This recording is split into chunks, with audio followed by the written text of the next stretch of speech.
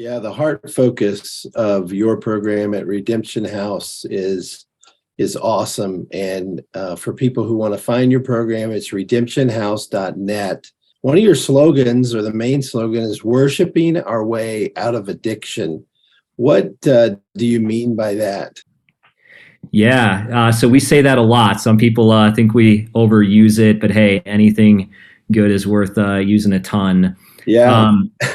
So especially if it's biblical, if I can defend this biblically, which I'm going to try to do. So we do believe that the problem of addiction is a worship problem. And the way that I teach this at Redemption House is I say, guys, give me 1 hour to make you into a biblical counselor, and you will see the scriptures sufficient to address your addiction. And the passage I choose is Exodus 32. Why? Because it meant so much to me coming out of addiction. The Israelites are at the base of the mountain, and they have been delivered from Egypt in this miraculous way.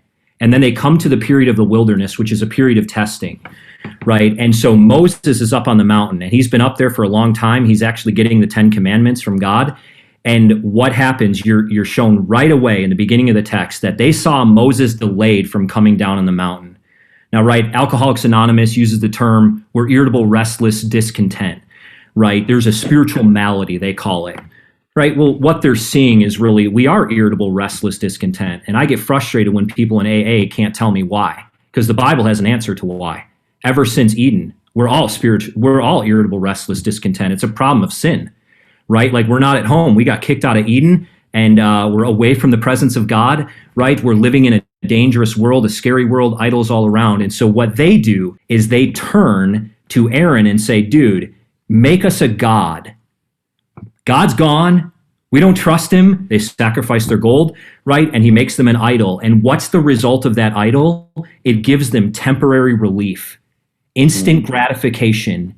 It takes their mind off the fact that Moses, their leader, has delayed, right? So we're always worshiping. You're always kind of putting something as a place of value. And G.K. Beale, in his phenomenal book about We Become What We Worship, right? He talks about the issue in this. What it's showing is that Egypt is a lot harder to get out of their heart. It's a lot easier to get physically delivered from Egypt than it is to get Egypt out of their hearts. That's the first thing they go back to in the sign of difficulty.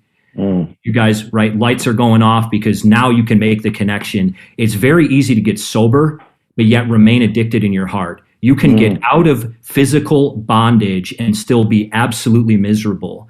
And what you see is that's happening here, right? They turn to something else. So when we just put the language of idolatry right in front of them, they can relate to all of that. Yep, dude, I look for something for relief. And what's the result? When Moses is on the mountain, he comes down and what does he hear? The shout of singing. Everyone's singing and dancing. They're celebrating. Why? Right? Because they turned to their idol and it gave them instant relief, just like drugs and alcohol do. So we see the physical consequences, right? Like it's taking our lives, family members. But what they didn't see was that on the mountain, the reality of idolatry is that it angers God. And this passage is a foreshadow of the gospel because what does Moses do? He acts as a mediator and says, don't destroy them. You be faithful to your promise. Now, God does pour out some wrath that day. Several thousand people die, but he's faithful to not wipe them all out. And so what we see there is this issue of worship is an idolatry issue. And what we ultimately see on the cross is that Jesus died for our worship disorder. And when we see how much he loves us, that begins to melt our heart. We trust in him. He gives us a new heart. And now he is the center of who we live for. Like Psalm 73, the psalmist goes into the sanctuary, and then he comes out of the sanctuary saying, whom have I in heaven but you, and earth has none that I desire beside you. I'm no longer envious because I have the Lord, right? And he's worshiping his way out of envy. So we're worshiping our way out of addiction because we've seen who God is, what he's done for us, and now we begin to respond with little decisions every day. So we try to then hammer this point home, what we call worshiping your way out of addiction. So if somebody sins against you, right, how do you worship your way out in that moment? Well, you consider, right, Matthew 18, the parable of 10,000 talents, you consider your sin, knowing what Christ has done for you, and you make a choice in that moment to forgive that person, to pray for them. That little decision, right, is you worshiping your way out of a problem in that moment. Yeah, that's kind of the process in a nutshell. And I went through that very quickly for the sake of time here. Man, you're good, Justin. That was awesome, though. That was great. I think people who are listening will really appreciate that.